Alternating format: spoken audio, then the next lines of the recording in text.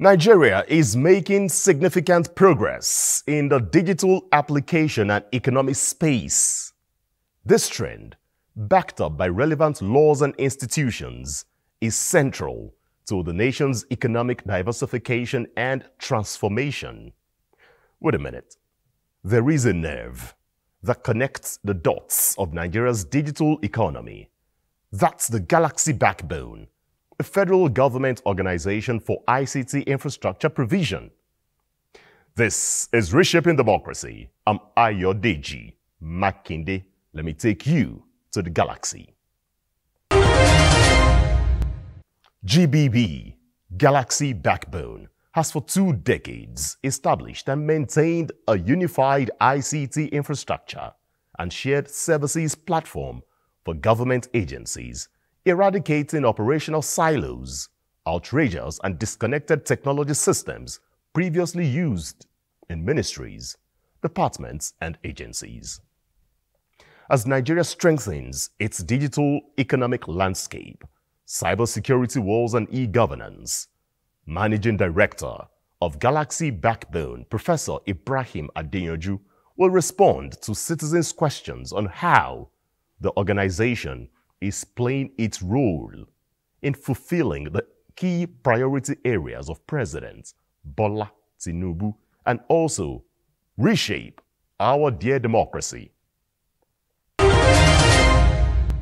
How is Galaxy Backbone ensuring the reliability of its ICT infrastructure and upgrading facilities to support the needs of MDAs and other stakeholders? Thank you so much. Thank you, Abdullah from Bauchi, for the question. I think the first thing to start with is to say democracy is maturing in Nigeria, and we're actually reaping the benefits of democracy. And for the part Galaxy Backbone is playing, we are playing a central role because under the renewed up agenda, one of the pillars is accelerating diversification of the economy. And the digital economy is one of those areas for diversification. Going to the question, reliability of the services we provide to MDA, the first thing is to understand the infrastructure that we actually manage on behalf of the federal government of Nigeria. The infrastructure includes over 5,000 kilometers of backbone fiber across 28 states. We have 2 national data centers, one here in Abuja, which is a Tier 3 data center, and a Tier 4 data center in Kano. And with the data center, we actually provide cloud services, co-location, and similar services similar to what Amazon, Google, and the likes will provide. For technology, reliability is very important. And the first thing we do is to provide redundancy on all our services. So for example, on our backbone fiber, we have redundancies with partnership with the private sector to ensure that if there is any faults on our lines, easily our data or connectivity is routed through other lines that we subscribe to. In terms of data center, for every data stored in our data center here in Abuja, we have a replication in Kano. So God forbid there is any issue in Abuja, easily we can move straight to the Kano data center and continue to provide the same service. Another aspect in terms of reliability is that we subscribe to a couple of certifications. These are ISO standards that are internationally recognized. So we have certifications including the ISMS, that's 27001. So ISMS means Information Security and Management Service. We have IT Service Management, which is the 20,000. We have Quality Management Service. We also have Business Continuity Management Service. We have PCI DSS and a couple of certifications wherein we have international auditors coming from international organizations to come and check that we actually maintain those standards. So we're not just looking at being relevant or being reliable nationally. Our standards actually match to what is available internationally. To also be reliable, we have a 24/7 customer service that ensures that when customers even have issues, there's always a staff of Galaxy in the customer service units attending to their issues and taking them through the solution. We also have what we call first responders. Now, our first responders are proactive. Now, the customer service are supposed to take escalations from customers. But first responders actually go to each of the MDAs where we provide services and find out, oh, are there issues that you have not escalated, and take those problems and find solutions. If they're not able to do it within their own, they come back to other staff and ensure that those problems are actually solved. What strategies does Galaxy Backbone employ to mitigate challenges for effective ICT support to MDAs, and how does it measure the success of these efforts? Okay, thank you, Isa, for that question. The first thing we do is we have what we call our Network Operating Center. Our Network Operating Center operates 24/7, and from our Network Operating Center, we actually monitor all our network. So in reality, before there are problems in terms of connectivity, because of the different tools we have for monitoring, we could actually detect and be proactive in finding solutions. We also have a cybersecurity operating center that ensures that our infrastructure is secured, and basically there's also 24/7 monitoring to ensure if somebody's trying to hack somewhere. So we have those interventions that are ongoing. But in addition, there's the issue of scalability. In all the services we provide to the MDAs, we ensure that our services are scalable. There are times wherein the problems are actually not, there are times we've seen wherein an MDA will complain, oh, I'm not being able to connect. And then we'd have to send in our field officers, our customer service managers. And some of those problems are actually minute. So we have direct engagement with the customers where, oh, it's just a cable that actually fell that was supposed to be connected and is not connected. And that's why, so we have direct customer engagement. And what we tell our customers is that, as we know, customers are king, and we are here to serve them always.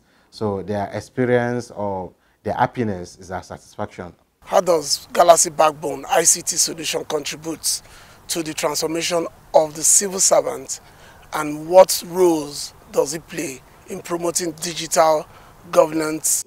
Okay, thank you, Emeka, for that question. Galaxy Backbone is central to the government's digitalization agenda because of the role we play in the digital sector, especially for government agencies. We work directly with the head of service on ensuring that the ministries, departments, and agencies are digitalized. We have two products I can talk about. There are others. The first one is we came up with what we call the GovMail. The GovMail is it's an email platform which accommodates all civil servants today.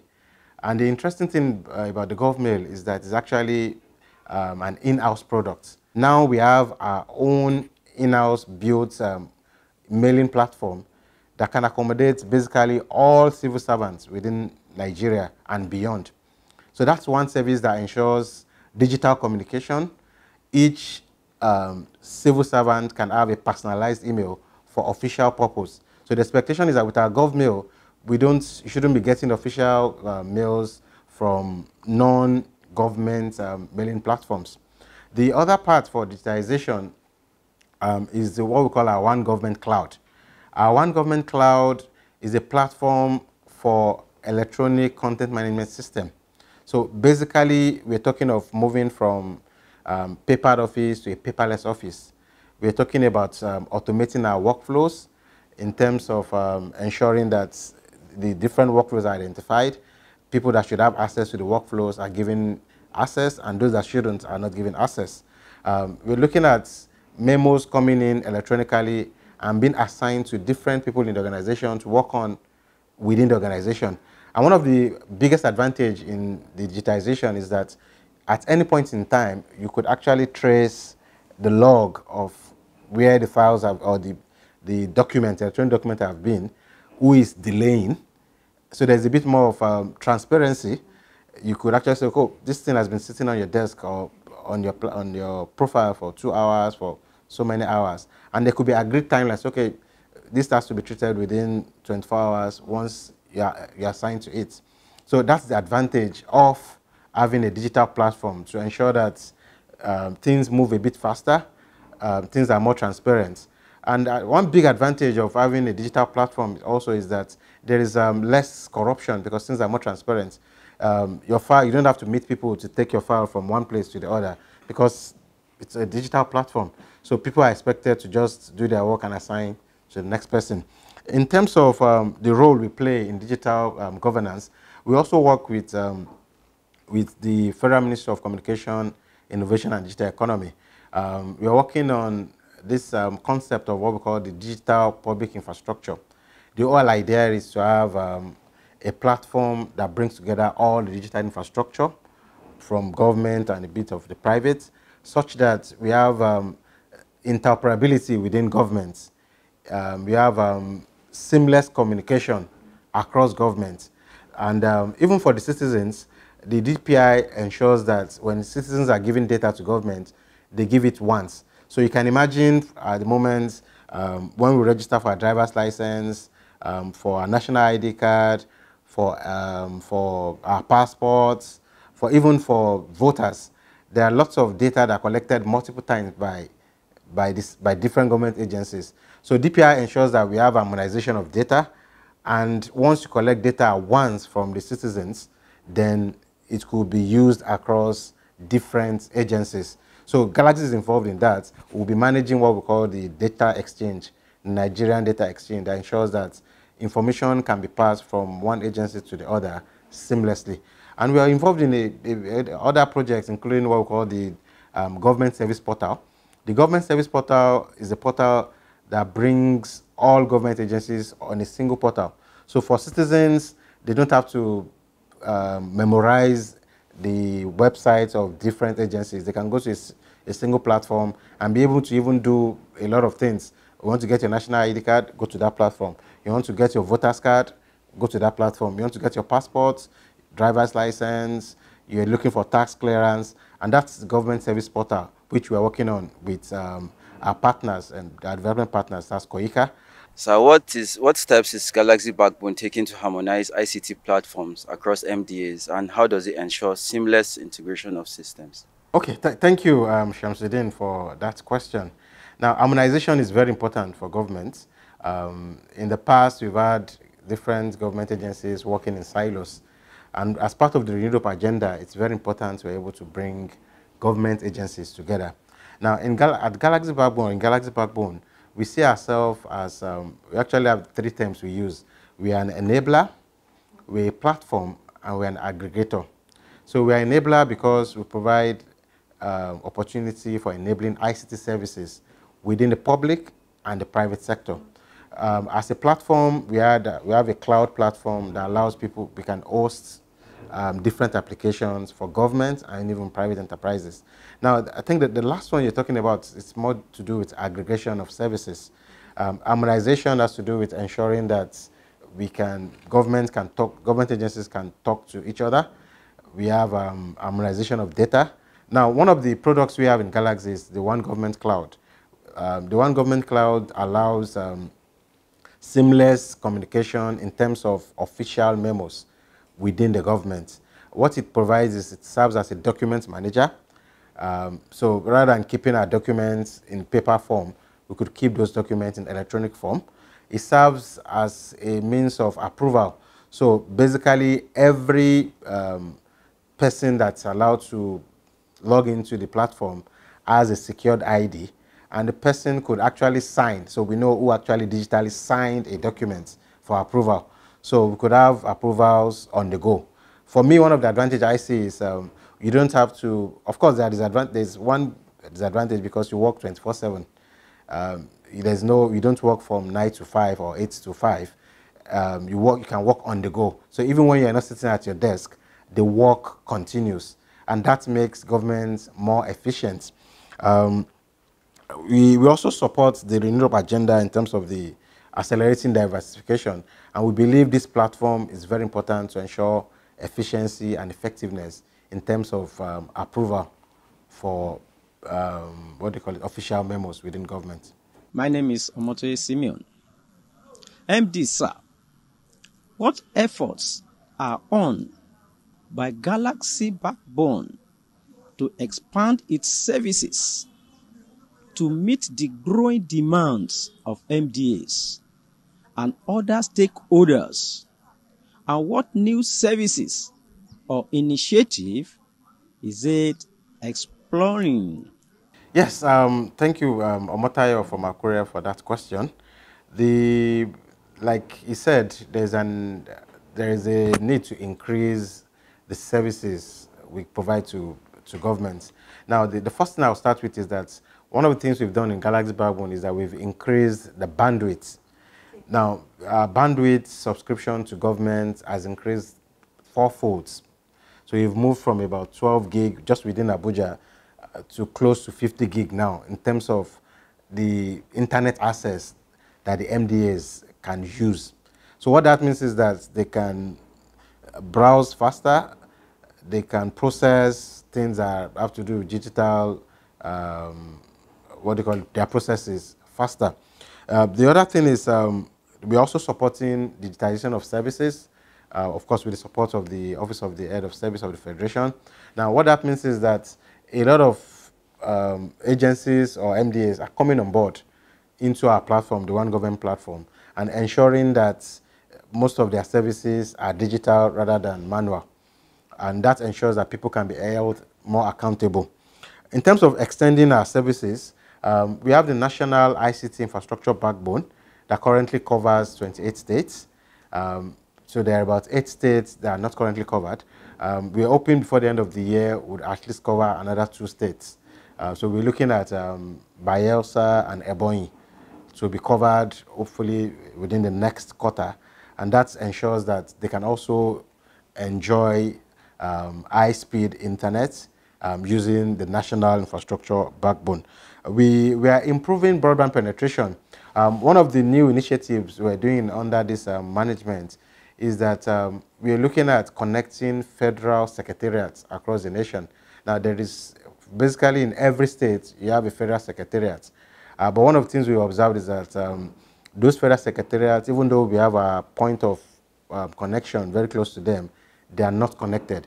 So one of the things we've agreed with the Head of Service is that at least for this year, we'll connect a couple of federal secretariats to the national infrastructure and ensure that civil servants that are working in those federal secretariats also have access to high-speed internet.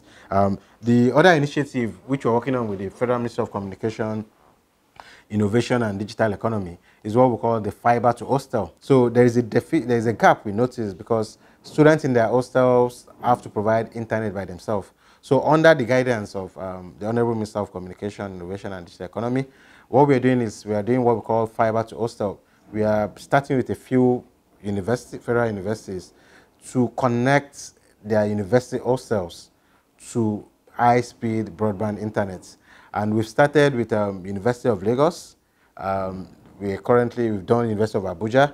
We're looking at least 4 other universities, including University of Jos, I think University of Agriculture, Abeokuta, and a few others, to be connected through our national ICT infrastructure backbone, that students in the hostel, while they're in the hostel, could also have access to fast high-speed internet. Can you discuss the nature of Galaxy Backbone's collaboration with private sector companies and digital service providers, and how this partnership enhances its service delivery? Yes, thank you, INE from Akure, for that question. The first thing I will start with is our collaboration with the private sector is very important. Like I said earlier, one of the ways we ensure reliability is redundancy. And one of the ways we provide redundancy is by working with the private sector. And it's a symbiotic relationship because just like we use them for redundancy, they also use us for their own redundancy. So we work with private sector players like currently we're providing fiber backbone for companies like Airtel, Wyok, Mafab, Phase 3 Telecoms, and of course within Abuja we have a main one now called Equinix. So it's a symbiotic relationship that ensures that they can rely on our infrastructure and we can also rely on their infrastructure if there are issues.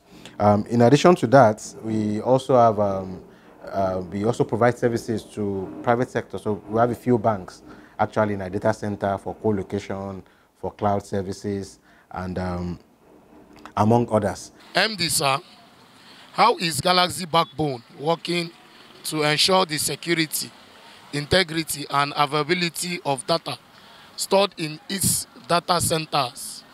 And how does it manage data backup and disaster recovery?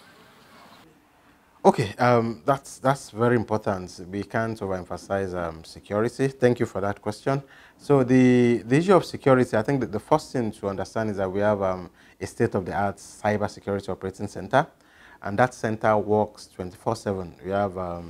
We have a lot of automated systems in the data center, in our cybersecurity operating center, that ensures the security of our data, the integrity, and confidentiality. Now, our approach is that we actually have a multi-layered approach. The multi-layered approach ensures that we have different layers of cybersecurity to ensure that even if you, for any reason, escape a particular layer, there's an additional layer. So we're talking of about a couple of layers, not less than 6, 7 layers of different cybersecurity tools to ensure security of the data in our data centers. In addition to that, we work with a couple of government agencies that also deal with cybersecurity. So the first one is we work with ONSA. ONSA is the Office of the National Security Advisor. We work with they have a National Cybersecurity Center and the NGSAT. We work together to ensure cybersecurity. We worked with our sister agencies from NITDA and NCC, as well as the cybersecurity arm of the Nigerian Police Force. So we have a forum wherein we discuss cybersecurity and we share best practices. MD, sir, what measures are in place for firewalls, among others, to safeguard national digital asset and protection against cyber threats? Yes, so thank you, Godson, for that question. I would say firewalls is one of the layers in terms of the multi-layer approach to cybersecurity. We have other layers, so we have edge protection, we have firewalls, we have other different levels as well. So I can assure you that Galaxy has cybersecurity tools, including firewalls, to protect our data 24/7. And we've not just been doing it, we've been doing it in the past. One scenario or case that I could give was during the last election in 2023. We had quite a number of, because the understanding was, we're holding the national ICT infrastructure, and therefore INEC was probably hosting their servers here. Therefore, we had quite a number of attempts on the infrastructure, but we were able to protect the data center securely, and we continue to do that, working with our partners, working with the other government agencies, and working on actually improving our staff in that arena. Now, you know, GBB is in charge of our nationwide network backbone, providing quality services including data centers, internet connectivity, and cloud solutions to government institutions and businesses. As Nigeria evolves a digital public infrastructure to boost efficient service delivery across boards, Galaxy Backbone is central to interoperability, shared data, and digital payment platforms. As the digital economy in Nigeria thrives with startups and unicorns, creating newer opportunities, the Galaxy Backbone tightens every knot, pumps fresh air of digital inclusion to not only sustain it, but deepen its foundation for a prosperous digital ecosystem. I'm Ayodeji Makinde. We will be back same time next week. Stay digitally connected. The galaxy is bright. It is our backbone for digital transformation. Bye-bye.